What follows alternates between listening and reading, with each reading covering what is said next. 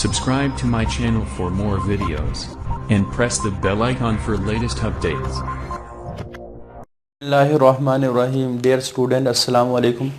Dear student, आज का जो हमारा टॉपिक है वो इस चैप्टर का आप कह सकते हैं सेकंड लास्ट सेगमेंट है। टोटल इस चैप्टर को हमने 5 हिस्सों में डिवाइड किया है और इस चैप्टर का जो टाइटल है वो बायोलॉजिकल मॉलिक्यूल्स था। तो इसमें 5 बड़े बायोलॉजिकल मॉलिक्यूल को हम डिस्कस कर रहे हैं। पहले हमने सबसे पहले वाटर को डिस्कस किया, फिर कार्बोहाइड्रेट को डिस्कस किया, उसके बाद फिर हमने लिपिड्स को डिस्कस किया। आज हम प्रोटीन शुरू करने वाले हैं और इसके बाद सिर्फ एक सेगमेंट रह जाएगा जिसको हम कहते हैं न्यूक्लिक एसिड। तो प्रोटीन्स, अब प्रोटीन्स का जो लफ्ज़ी मतलब है प्राइम इंपॉर्टेंस, कि सबसे ज़्यादा अहम, प्राइम इंपॉर्टेंस। और सबसे ज़्यादा अहम किन चीज़ों के अंदर? ऑर्गेनिक कंपाउंड के अंदर। और जो चीज़ जितनी अहम होती है उतने ही वो आप कह सकते हैं अबंडेंस के अंदर होती है किसी भी सेल के अंदर, किसी भी लिविंग ऑर्गेनिज्म के अंदर। जैसे सबसे ज़्यादा जो इम्पॉर्टेंट चीज़ है किसी भी लिविंग ऑर्गेनिज्म के अंदर वो वाटर है। तो सबसे ज़्यादा जो क्वांटिटी लिविंग ऑर्गेनिज्म के अंदर है वो वाटर की है। उसके बाद हमारे पास जो दूसरे नंबर पे चीज़ आती है वो प्रोटीन है। ये हमने स्टार्ट का जो पहला लेक्चर था उसमें भी डिस्कस किया था। डिफरेंट जो परसेंटेज हमने मैमल सेल्स में डिफरेंट कंपाउंड की डिस्कस की थी, या आप कह सकते हैं बैक्टीरियल सेल में। तो वहाँ आपको नज़र आया था कि जो प्रोटीन है वो सेकंड स्टेज पे मौजूद है, सेकंड नंबर पे मौजूद है अबंडेंस के लिहाज से। तो लेकिन यहाँ चूंकि ऑर्गेनिक कंपाउंड लिखा है तो ऑर्गेनिक कंपाउंड में सबसे ज़्यादा जो कंपाउंड पाया जाता है वो प्रोटीन है। हाँ, अगर सिर्फ ये एमसीक्यूज में आ जाए the most abundant compound in living organism are in living cells, तो वो क्या बन जाएगा? वाटर बन जाएगा। लेकिन जब ऑर्गेनिक कंपाउंड की बात होगी तो वो प्रोटीन बनेगा। और इसकी अबंडेंस का अंदाज़ा इस बात से लगाया जाए कि अगर हम सेल को ड्राई कर दें, ड्राई से मुराद है क्योंकि सबसे ज़्यादा वाटर के अबंडेंस से सेल के अंदर पानी को निकाल दें तो जो बाकी खुश्क सेल बचेगा उसका 50% हिस्सा जो प्रोटीन पर मुश्तमिल है। और ये तकरीबन हर किस्म के सेल में पाई जाती हैं क्योंकि इसने सेल के अंदर काफ़ी सारे फंक्शन परफॉर्म करने होते हैं। तो आपकी बुक में 7-8 फंक्शन डिस्कस किए गए हैं। अक्सर क्वेश्चन आ जाता है write down the 4 function of proteins. ये आमतौर पे शॉर्ट क्वेश्चन में इस तरह का शॉर्ट क्वेश्चन पूछा जाता है। पहला function, it has a structural role.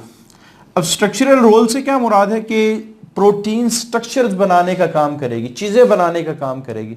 जैसे प्लाज्मा मेम्ब्रेन प्रोटीन से मिलकर बनी है, माइटोकॉन्ड्रिया प्रोटीन उसके अंदर है, गोल्गी एपरेटस की मेम्ब्रेन प्रोटीन है, राइबोसोम है प्रोटीन्स है। तो ये जितने भी सेल के स्ट्रक्चर्स हैं वो सारे के सारे उनमें प्रोटीन लाजमी जुज़्व होता है। उसके बाद जितने भी एंजाइम्स हैं ये सारे प्रोटीन्स हैं। और एंजाइम ने क्या करना है?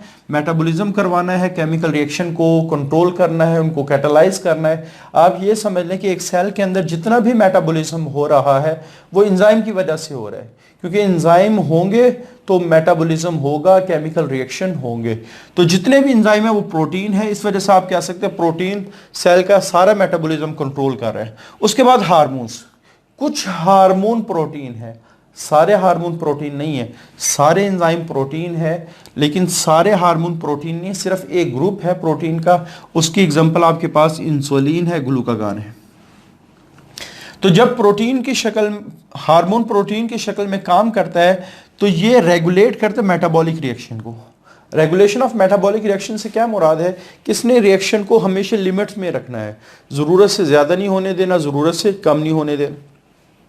जैसे इसकी बेस्ट एग्जांपल है कि ब्लड के अंदर ग्लूकोज कंसंट्रेशन अगर ज़्यादा हो तो इंसुलिन रिलीज होगा, उसको कम करेगा। अगर ब्लड के अंदर ग्लूकोज कंसंट्रेशन कम हो रही हो तो ग्लूकागॉन रिलीज होकर उसको बढ़ाएगा। यानी हमेशा ये दोनों हार्मोन एक दूसरे के अपोजिट काम करते हैं और ग्लूकोज के लेवल को ब्लड के अंदर हमेशा मेंटेन रखते हैं। उसके बाद कुछ हार्मोन कैरियर्स का काम करते हैं। कैरियर्स का क्या मतलब है? जो एक जगह से चीज़ को दूसरी जगह लेकर जाए। जैसे इसकी बेस्ट एग्जांपल हमारे पास है हीमोग्लोबिन, जिसका काम है लंग से टिश्यू तक ऑक्सीजन को लेके जाना। तो some protein act as a carrier, कुछ प्रोटीन कैरियर का काम कर रही होती हैं और इनका काम है काफ़ी सारी बॉडी के अंदर चीज़ों को ट्रांसपोर्ट करना। जैसे फैट्स ट्रांसपोर्ट प्रोटीन के ज़रिए से हो रही है, ऑक्सीजन हो रही है, कार्बन डाइऑक्साइड हो रही है। तो ये जितनी भी चीज़ें हैं ये आप कह सकते हैं प्रोटीन के ज़रिए से ही ट्रांसपोर्ट हो रही हैं। एंटीबॉडीज़, एंटीबॉडीज़ को हम इम्यूनोग्लोबुलिन्स भी कह सकते हैं। अब इम्यूनोग्लोबुलिन बेसिकली ग्लोबुलर प्रोटीन्स, कोई भी ऐसी प्रोटीन जो गोल हो उसको ग्लोबुलिन कहा जाता है, और ऐसी ग्लोबुलिन्स जो इम्यूनिटी में रोल प्ले करें वो इम्यूनोग्लोबुलिन्स कहलाते हैं। तो एंटीबॉडीज़ के लिए हम वर्ड इस्तेमाल करते हैं कि ये इम्यूनोग्लोबुलिन्स हैं। तो ये एक ऐसी प्रोटीन्स हैं जो हमारी बॉडी को डिफेंड करती हैं अगेंस्ट द पैथोजन। पैथोजन से क्या मुराद है कि डिजीज काजिंग ऑर्गेनिज्म को हम पैथोजन कहते हैं। तो यानी आप कह सकते हैं हमारी बॉडी को जो डिफेंस सिस्टम है वो भी प्रोटीन से मिलकर बना हुआ है। उसके बाद ब्लड क्लॉट, आपको पता है कि जिस वक्त कोई चीज़ चोट वगैरह लगती है वहाँ से ब्लड लीक होना शुरू हो जाता है, थोड़ी देर बाद आप देखेंगे कि वहाँ खून जम जाता है, और खून के जमने से मज़ीद खून का जो फ्लो है वो रुक जाता है, जिसकी वजह से खून मज़ीद ज़ाया नहीं होता। अब ये जो क्लॉट बना है जिसने खून को जमा दिया है वो बेसिकली फाइब्रिन से मिलके बना है, और फाइब्रिन एक प्रोटीन है। तो आप ये कह सकते हैं ब्लड क्लॉटिंग जो प्रोटीन है ये प्रिवेंट करती है ब्लड लॉस को आफ्टर इंजरी, जब जख्म लग जाते हैं।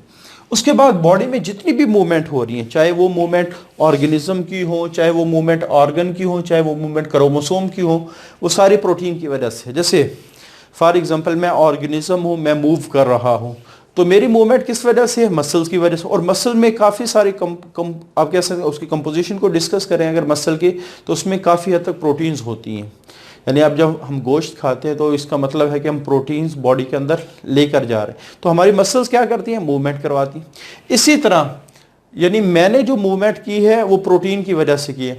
हमारे ऑर्गन्स भी जो मूव करते हैं वो भी प्रोटीन की वजह से। जैसे अपने फर्स्ट चैप्टर में हमने डिस्कस भी किया था कि स्टोमिक की वॉल हर वक्त कॉन्ट्रैक्ट होती रहती है ताकि फूड को आगे भेजा जाए, उसको सही तरह मिक्स किया जाए। अब ये जो कॉन्ट्रैक्शन ऑफ वॉल है ये वहाँ भी हमने डिस्कस किया था, ये स्मूथ मसल की वजह से है। तो मसल क्या करते हैं? ऑर्गन को मूवमेंट करवाते। इसी तरह जब क्रोमोसोम एनाफेज सेल डिवीजन की वो फेज है जिसमें क्रोमोसोम ने अलहदा होके आधे क्रोमोसोम एक साइड पे जा रहे होते हैं, आधे क्रोमोसोम एक साइड पे, तो ये जो धागे हैं जिन्होंने क्रोमोसोम को खींचना है ये भी प्रोटीन से मिलके बने। तो इनको हम ट्यूबुलिन प्रोटीन कहते हैं जिससे ये मिलकर बने हैं। तो ये खींचने का काम भी प्रोटीन्स करती हैं। तो चाहे मूवमेंट ऑर्गेनिज्म की हो, ऑर्गन की हो, क्रोमोसोम की हो, और ये अपने ऑब्जेक्टिव के लिहाज से याद रखना है कि हमेशा जो सेपरेशन ऑफ क्रोमोसोम होती है, जो मूवमेंट ऑफ क्रोमोसोम होती है वो during the anaphase of cell division. उसके बाद प्रोटीन एक बड़ा कॉम्प्लेक्स मॉलिक्यूल है और जिन छोटे छोटे यूनिट से मिलके बना है उसको हम कहते हैं amino acid. Protein are the polymers of units called amino acid. तो अमाइनो एसिड की कंपोजिशन को देखें तो अमाइनो एसिड में 4 किस्म के एलिमेंट हैं जो मिलके अमाइनो एसिड की बॉडी बनाते हैं, अमाइनो एसिड का स्ट्रक्चर बनाते हैं। उनमें कार्बन, हाइड्रोजन, ऑक्सीजन और नाइट्रोजन है। अच्छा, ये बात हमने कार्बोहाइड्रेट में भी डिस्कस की। कार्बोहाइड्रेट में हमने कहा था कि ये जो हमारे पास कार्बोहाइड्रेट की बॉडी वो 3 किस्म के एलिमेंट से मिलकर बनी है, कार्बन, हाइड्रोजन और ऑक्सीजन। इसमें 4 हैं, नाइट्रोजन भी शामिल है। उसके बाद हमारे पास कुछ प्रोटीन है जो चंद अमाइनो एसिड से मिलकर बनी है, कुछ थोड़ी बड़ी हैं, 3000 तक भी हो सकते हैं, कुछ उससे बड़ी हैं। जैसे यानी आप कह सकते हैं हर प्रोटीन के अंदर डिफरेंट किस्म के अमाइनो एसिड हैं। जैसे एक इंसुलिन प्रोटीन लगा लें तो इंसुलिन प्रोटीन में 51 अमाइनो एसिड। अगर हम हीमोग्लोबिन की बात करें, जैसे हम आगे पढ़ेंगे भी सही, इसमें 574 अमाइनो एसिड है। तो इसका मतलब ये हुआ कि डिफरेंट प्रोटीन्स के अंदर अमाइनो एसिड की जो तादाद है वो डिफरेंट है। उसके बाद एक सेल में जो अमाइनो एसिड अभी तक डिस्कवर हुए हैं उनकी तादाद है 170, और उनमें से सिर्फ 25 अमाइनो एसिड हैं जो प्रोटीन की बॉडी बनाते हैं। यहाँ आपने एक कॉन्सेप्ट अपना क्लियर करना है कि सारे अमाइनो एसिड प्रोटीन बनाने के लिए इस्तेमाल नहीं होते, बल्कि कुछ अमाइनो एसिड की शक्ल में ही अपने फंक्शन परफॉर्म कर रहे होते हैं। अक्सर स्टूडेंट ये सोच रहे होते हैं चूंकि ये अमाइनो एसिड है इसका काम है ही प्रोटीन बनाना, तो ये कॉन्सेप्ट बिल्कुल गलत है। जैसे हमारे एक हार्मोन है थायराइड ग्लैंड से रिलीज होता है जिसका नाम है थायरॉक्सिन हार्मोन। अब थायरॉक्सिन हार्मोन सिंपल एक अमाइनो एसिड है और वो अमाइनो एसिड की शक्ल में ही काम कर रहा होता है। तो आपने ये कॉन्सेप्ट अपना क्लियर करना है कि अमाइनो एसिड लाजमी नहीं है कि वो प्रोटीन बना के काम कर रहे हो। तो अमाइनो एसिड आइसोलेटेड फॉर्म के अंदर, अलहदा शक्ल के अंदर भी काम कर सकते हैं। तो 170 में से सिर्फ 25 अमाइनो एसिड ऐसे हैं जो प्रोटीन, और 20 अमाइनो एसिड हैं which are the part of every protein, which are the part of every protein, हर प्रोटीन का हिस्सा है। ठीक है, तो आपने ये ऑब्जेक्टिव के लिहाज से 3 फिगर हैं, 170 डिस्कवर्ड हैं, 25 प्रोटीन का पार्ट है और 20 which are the part of every proteins. उसके बाद अगर हम जनरल फार्मूला की बात करें तो इसके नाम से जाहिर है अमाइनो एसिड कि इसमें अमाइनो ग्रुप होगा, एसिडी ग्रुप होगा। तो यहाँ हमारे पास अगर आप देखें अमाइनो एसिड के पास 2 ग्रुप हैं, एक अमाइनो ग्रुप है जिसको NH2 कहा जाता है, कार्बोक्सिलिक ग्रुप है जिसको COOH कहा जाता है। और ये जो कार्बोक्सिलिक ग्रुप और अमाइनो एसिड जिस कार्बन से अटैच होते हैं उसको अल्फा कार्बन कहा जाता है। यानी अगर आप यहाँ स्ट्रक्चर देखें तो आपको नजर आएगा कि एक तरफ अमाइनो ग्रुप अटैच है, एक तरफ एसिडी ग्रुप अटैच है और दरमियान में जिस कार्बन के जरिए से अटैच है उसको अल्फा कार्बन कहा जाता है। और एक तरफ R है, एक तरफ H है। और R क्या है? ये हाइड्रोकार्बन की चेन होती है। अब जब हम R की बात करते हैं तो R H भी हो सकता है, RCH3 भी हो सकता है, R कोई और ग्रुप भी हो सकता है। जैसे आपकी बुक में 2 एग्जांपल मेंशन की। अगर RH हो तो हमारे पास जो अमाइनो एसिड है उसका नाम है ग्लाइसिन। अगर RCH हो तो जो अमाइनो एसिड बनेगा उसका नाम है एलानिन।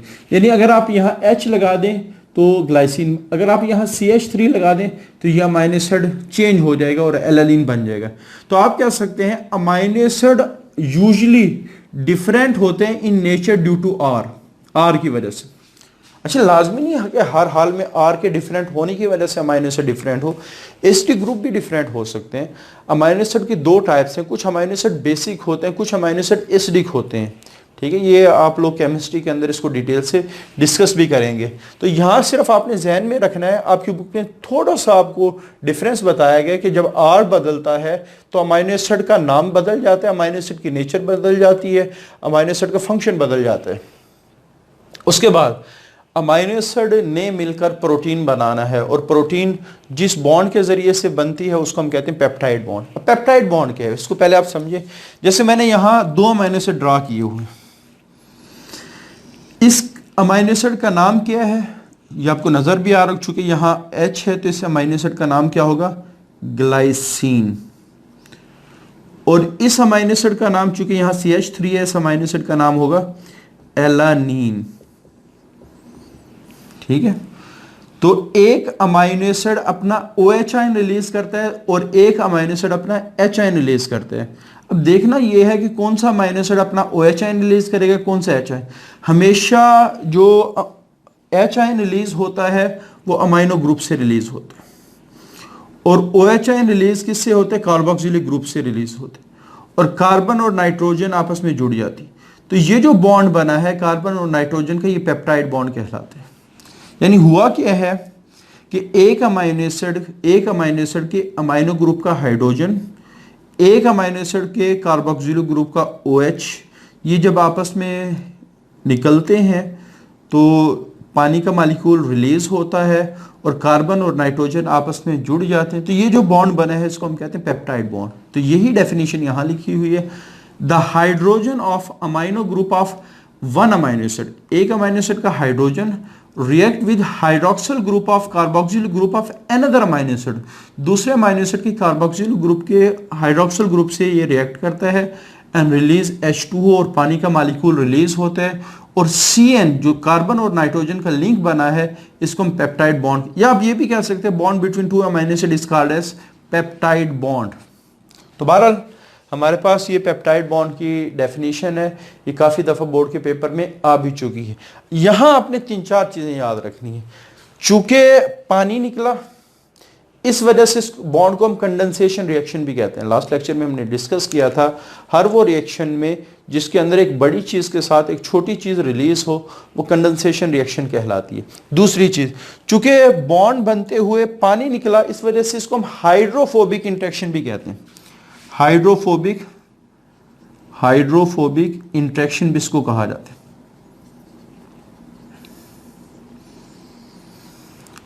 हाइड्रोफोबिक यानी कोई भी ऐसा बॉन्ड जो बनते हो पानी, हाइड्रोफोबिक लफ्ज़ी मतलब क्या है? पानी से नफरत करने वाले इंट्रैक्शन। तो आप देखें ना, ये पानी से नफरत ही है ना कि जब ये इंट्रैक्शन हुआ तो पानी को निकाल दिया।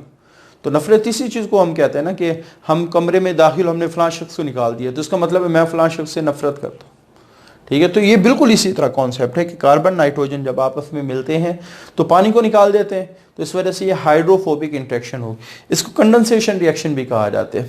आप ये समझ लें कि इस रिएक्शन को डिहाइड्रेशन सिंथेसिस भी कहा जाता है, कि डिहाइड्रेशन का मतलब है रिमूवल ऑफ वाटर। तो ये जो रिएक्शन है इसके मुख्तलिफ नाम है। अब ये जो हमारे पास दो अमाइनो एसिड जुड़े हैं ग्लाइसिन और एल, और जुड़े किसके जरिए से हैं? पेप्टाइड बॉन्ड के जरिए से। इसको हम कहते हैं डाईपेप्टाइड, डाईपेप्टाइड बॉन्ड कहेंगे। अगर हम इस डाईपेप्टाइड को देखें तो एक एंड पे इसके अमाइनो ग्रुप मौजूद है, एक एंड पे इसके कार्बोक्सिलिक ग्रुप मौजूद है। तो हमने पेप्टाइड फॉर्मेशन में ये बात डिस्कस की है, एक अमाइनो एसिड का अमाइनो ग्रुप और दूसरे अमाइनो एसिड का कार्बोक्सिलिक ग्रुप आपस में रिएक्ट करता है। तो इसका मतलब ये हुआ कि ये जो डाईपेप्टाइड बना है इसके एंड रिएक्टिव हैं। रिएक्टिव कैसे हैं? क्योंकि इधर COOH मौजूद है, ये अमाइनो ग्रुप के साथ रिएक्शन कर सकता है, यहाँ NH2 मौजूद है, ये अगले अमाइनो एसिड के साथ रिएक्शन कर सकता है। यानी आप कह सकते हैं कोई भी अमाइनो एसिड जो इधर से आ रहा है, इस साइड से आएगा, तो वो अपने अमाइनो ग्रुप को लेके इस कार्बोक्सिलिक ग्रुप के साथ रिएक्ट करेगा, तो अब 3 अमाइनो एसिड जुड़ेंगे, 3 अमाइनो एसिड जुड़ेंगे, इसको हम ट्राइपेप्टाइड कहेंगे। अगर कोई अमाइनो एसिड इधर से आ रहा है तो उसका कार्बोक्सिलिक ग्रुप इस अमाइनो ग्रुप के साथ रिएक्ट करेगा। तो इस तरह हमारे पास जितने मर्जी अमाइनो एसिड आपस में जोड़ते जाएं, जब भी हम एंड्स की बात करेंगे दे हैव रिएक्टिव एंड्स, तो they have reactive ends. Reactive and से क्या मुराद है कि उनके एक तरफ अगर COOH मौजूद है तो दूसरी तरफ अमाइनो ग्रुप मौजूद होगा।